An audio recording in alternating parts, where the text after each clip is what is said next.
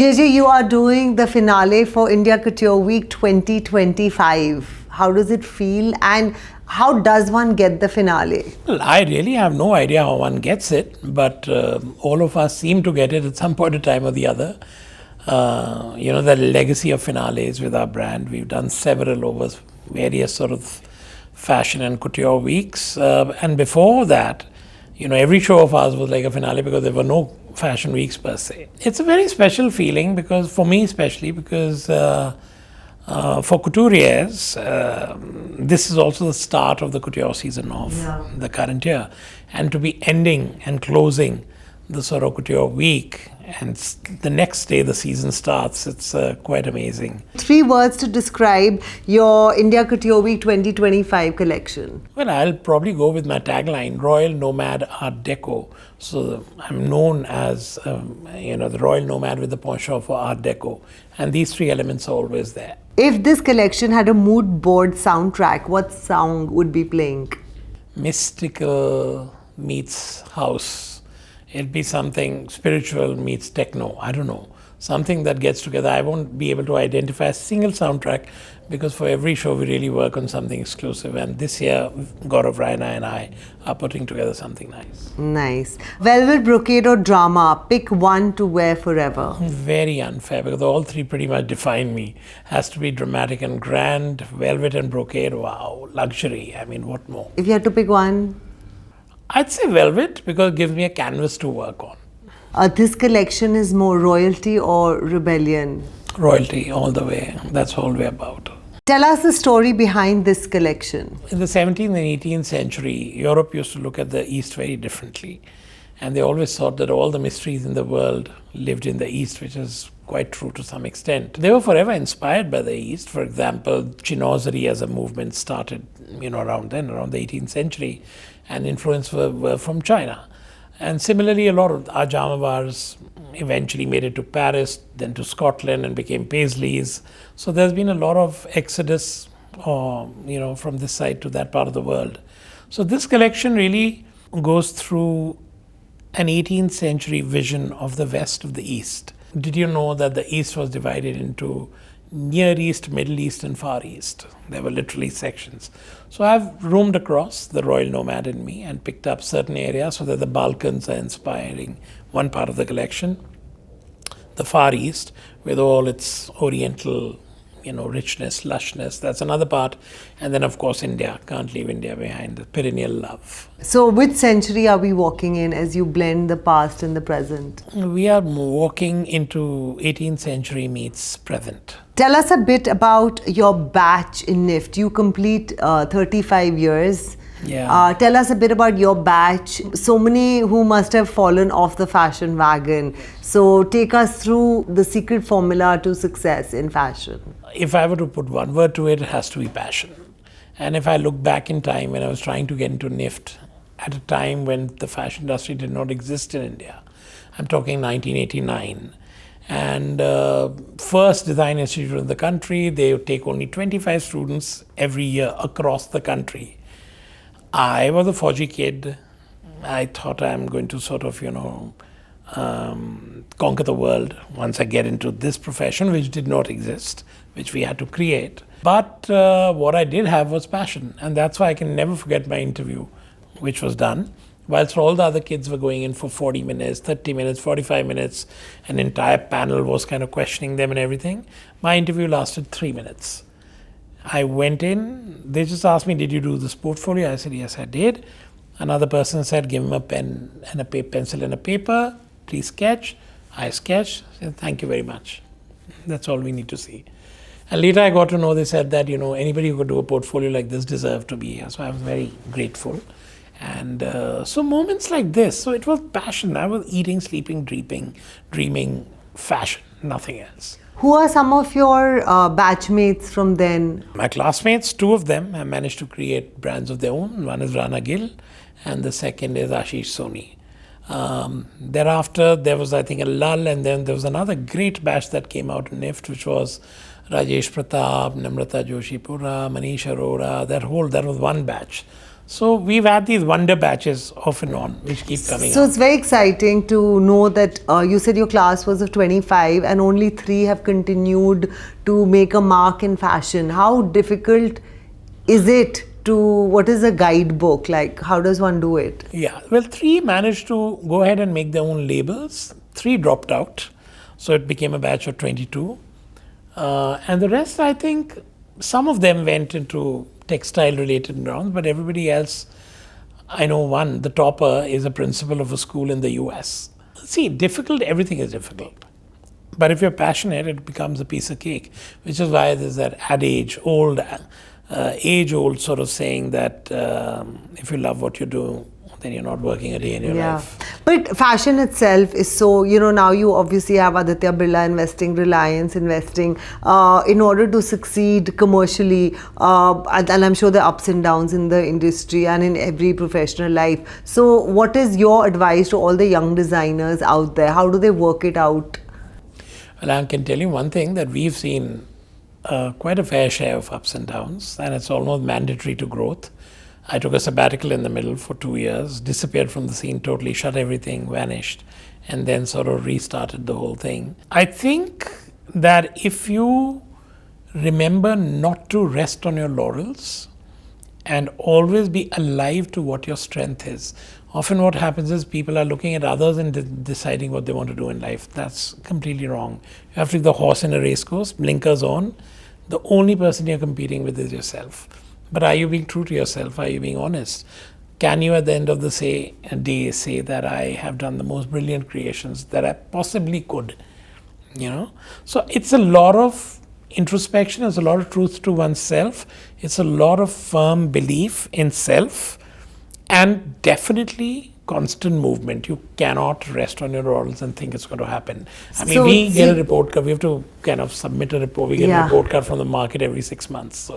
So you said you took a sabbatical. Why did you take a sabbatical? What did you do during the sabbatical, and what did you learn when you came back? So, my story, I love it because I love to tell people, especially young people, that two of the most important decisions of my life seemed like absolute disruptors, that they would destroy everything. But they turned out to be the other way for me. The first one was when I was studying to be a chartered accountant, and I gave it up and found fashion, which means I stepped in an industry which did not exist in India. Great decision. Thank God I quit C and got into this. Yeah. And the second was right after our 25th anniversary, we had the big 700 people shebang. And a month after that, I'm like, we're shutting shop. After your 7th anniversary? 25th anniversary. 25th. Yeah. So this was now... 2017 is when we sort of decided that, okay, I had reached a stage where I was getting very concerned about Indian fashion, including my own clothes, because I felt that everybody had just got into a rut. The rat race was on, and I found it very painful to be a part of it. And till date, I'm not in that rat race.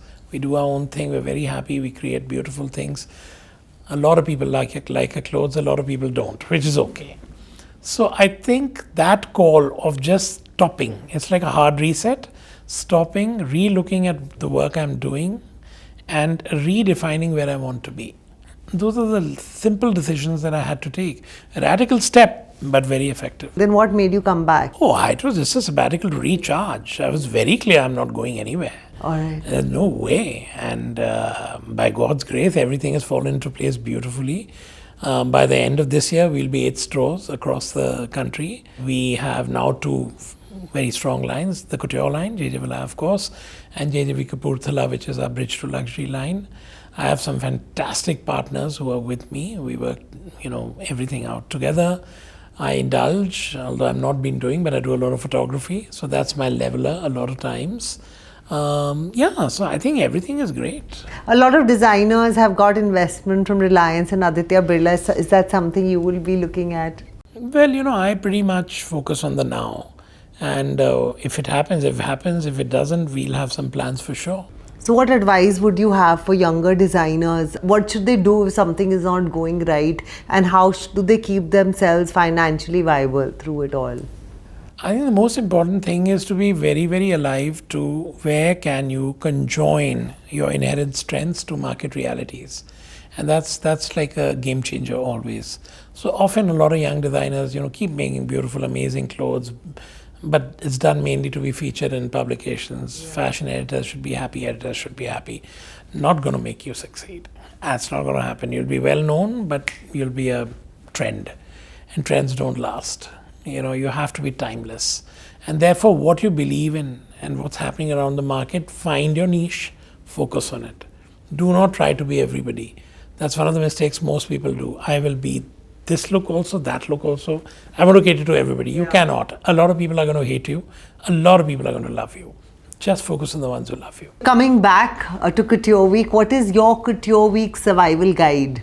Well, an assistant of mine very recently, 3 days back, said, we were very sure that you had something before the last year's show. I said, why? She said, how were you so calm? I said, this is me for every show. I just don't get bothered. We've done what we had to. We've given it our best shot. We're going to do a fabulous presentation where so many wonderful people are working with me, supporting me, putting in their best. It has to go well. And if it doesn't, well, so be it. There's always next year. When do you start designing for Couture Week? And how many fittings happen before you say the model is finally ready? So I start my work nearly 8 months prior to a season. But the first 2 months I spend mainly in research. So I'm going into, now we have the internet, but otherwise used to be libraries, travel and everything. And just getting everything that I could absorb, taking it in. Yeah. So say if I was doing something on Turkey, then everything on Turkey would happen. If in India, that would happen.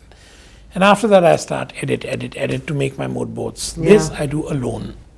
Nobody gets into that space. Once that is ready, then I make my first sketches. And that's when I have my meetings with my design team. And then the process starts of sampling, prototyping, developing fabrics, dyes, colors, prints, embroideries. It's a non-stop journey. Fittings, anybody's guess. I mean, if you look at French couture, they go through nearly 11 rounds of fittings. Well, thankfully, we are not. In India, how many fittings rounds? I think a couple is mandatory, and sometimes about 3, and we normally kind of get it absolutely perfect in that time. So you said you were very calm before the last show. How do you every show, how do you kind of get the calmness? Is it a meditation process? Do you chant? Like how do you get it? So it's not that I make it conditional that now I have a show, so I will become calm. But I've been connected with my spiritual master for 25 years. And that completely changed my life. So which way did you follow? So there's no way. Like did you do any particular meditation? No. It's his name is Tarnev Ji, but game changer. So how did you find Tarnev Ji? Somebody suggested, in fact Tarun Khiwal suggested that I meet him in 1999. Wow. And I just happened to meet him and have never left him till now. Wow. That's absolutely my everything. How old is he and what is his philosophy? He is 3 years younger than me, right? And loves wearing my kurtas with jeans and all. The philosophy is very simple. And if you notice, actually, when you go across the board, the philosophies are the same. But sometimes people say, oh, you want peace, you should meditate. But who guides you? So therefore, a spiritual master is that guide. So that's what he did. He guided me onto the process. It involves meditation, it involves stopping, absolutely, stop your thoughts and everything. It involves a lot of fitness, so which is why, contrary to what I may be looking like now, I'm still on the way down, and I think in a few months I should be okay. So it's a very holistic approach, but it's not a program, and he's not a holy man in saffron who's going to give his parvachan. He's just somebody who becomes your friend, your father, your mother, just about everybody you want him to be, and takes over. That's it. All right. A backstage superstition you believe in? Nothing. Absolutely nothing. I mean, okay, so this is what happens when you spiritually align yourself with the universe. Yeah. Nothing. Everything else is absolutely irrelevant. True. One moment during the making of this collection that gave you goosebumps? I think that would have to be literally 3 days back. I mean, I get my moments all the time, but three days back we shot the campaign. And that was the first time I saw the garments on people. And I was like, oh my God, this They are is beautiful. absolutely insane. You're like, I've done so well. Yeah, this is like, yay, man. This is a step forward. How nice, it's lovely. What makes a JJ Valaya bride unmistakable? I think the fact that she's embraced the past with a very modern twist. That's her philosophy. And I strongly believe that if you do luxury and couture as luxury, then timelessness is mandatory. You cannot be faddish and then say that I'm creating luxury. In fact, luxury is rarely faddish. It's more mainly, you inherit it. Yeah. You gotta pass it on. Yeah. And generations later, people are like, oh my God, look at this, look at those Fabergé eggs or something. So that's us. We make clothes that stand the test of time. You can pull them out anytime and they'll still be relevant. We have a lot of daughters of our brides from 25, 26, 30 years back coming with their mother's wedding outfit and saying, can you fix it to our size? What more can you ask? True. Your work always feels regal. What does modern royalty look like to you in 2025? Well, fortunately, we're born in India, we live in India, we do business in India. And India is a country which has a great Indian wedding. And when it comes to weddings, we go back in time. And those 6-7 days are like the biggest shebangs that one can think of. And also there's a very deep respect for culture when it comes to weddings. Yeah. So this is that one moment I think any girl or boy, and boys are in fact the true peacocks, they're really kind of blossoming. They do. Yeah, so there's that moment they're saying, look, we're going to live our life in suits and jeans and tops and whatever, dresses, gowns. But this moment is all about India. So we're probably the only country in the world which creates and consumes couture in the same zest. Yeah. What fashion rule do you love breaking? Don't follow trends. Okay. Everybody likes to follow trends. I would look at them, I would tweak my thing a little, but I won't go blindly into trends. What's the advice you would give to young designers that are watching you today? Believe in India. Very, very important. Because I think most of us still have a Gora hangover. We want to be popular in the West to think we're good. That is not the case.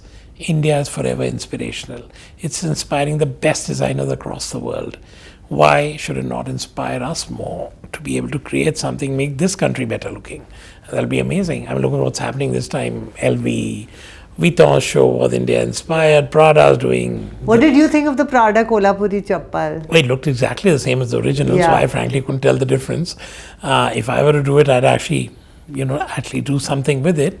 But I'm sure the quality must be impeccable. And now I guess they've realized that India does have moments where it needs to be acknowledged. You are closing the biggest night of India Couture Week. How does it feel in one word? Top of the world, I'll just go with the phrase. Absolutely top of the world. Why is the finale so prestigious? Is it power or pressure? Well, pressure got out of my life a long time back, as I told you. Power, I don't think so. I think each designer who shows in Couture Week, there are literally like multiple finales happening. And everybody puts in such a fabulous effort. So I think kudos to everybody for doing what they do.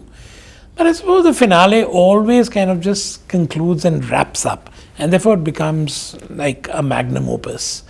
And I'm going to try my best to live up to the expectations. You told us about your guru and you told us about pressure for all the young designers out there, because since I've been associated, about so many designers who did not make it or succeed because of the pressure. And what is your advice to them? Well, pretty much this, focus more on your work. Socializing is nice, but it's not mandatory. Focus on your work, have faith in yourself, believe in yourself, and keep moving. The downs are going to come, for sure. But you'll come out of them eventually. Take us through one down you went through. After 25 years, just going tuck, closing everything, factories, stores, everything. That was a big decision. And everybody thought I'd gone mad. I'm like, no, we're going to do this and we're going to get it right. Get the cocktail right, get the garnishing in place, the perfect dish, and then we shall serve it. And serve we did in 2019. Maybe you had saved enough, you had a family support. For people who don't have that, how do they deal with the pressure? Well, one of the good ways of doing this is always having a parallel sort of source of revenue in place. It helps. for example, in our business, we do fashion, but we do interiors also, we do projects also. So the old saying again, don't put all your eggs in one basket, is a very wise saying. I tell this to models all the time. That, okay, model, because it's good kind of this thing, but have something nice tucked away. So I think that would be a good thing. And the second would be that don't be arrogant. I think because arrogance always normally precedes most downfalls. So you need to kind of, and of course your stars, if they're not aligned in a certain way, but they'll get okay. So hang in there. When the lights go out and the last sequence settles on the runway, what is it for you? I really want to know how high, what is the decibels of the clapping that follows. It always segregates the average show from the great show. That is what I wait for. Finish this sentence. At the end of every show, I always be grateful. Thank God and everybody concerned, with the show, that this magic has happened because of you. Now, I haven't asked this question to anybody. Are you the first person? You are a parent of two, and now your kids are in the late teens and early 20s. So, as a parent in fashion, how does it work? So, I'm a Fauji kid. We think differently. Fauji kids are very grounded generally. Yeah. You'll see most of them are pretty sorted. And I've tried to bring my kids up the same way, and I think I managed. I've done a decent job. And the beauty of it all is, while Hurri, my elder, is now an accomplished fashion stylist, so she's taken on the fashion side. She's trained as a designer, and eventually I hope she comes into the brand. My younger one, Soumya, is now looking at cinematography and photography, which also are now my two passions. So I'm a photographer and a designer. Yeah. So I think that's very gratifying to see that they. So what's really your Fauginess that you put into parenting in the world of fashion? It's all about discipline and values. These are the only two things that matter. Your value system should not crumble. So what do you tell them? And especially in fashion. So that's what I'm saying. So what did you tell them? So we get a lot of baits. Well, yeah. You have to lead by example. Yeah. And it's very simple. So I've never been a crazy party animal or kind of, other things. So I tell them of my mistakes, and then some of them they learn from and some of them they don't. And that's a good thing, because you've got to learn from your mistakes also. That's also part of the process. Amazing. Congratulations on your finale, and thank you for your time. Thank you. So good seeing you.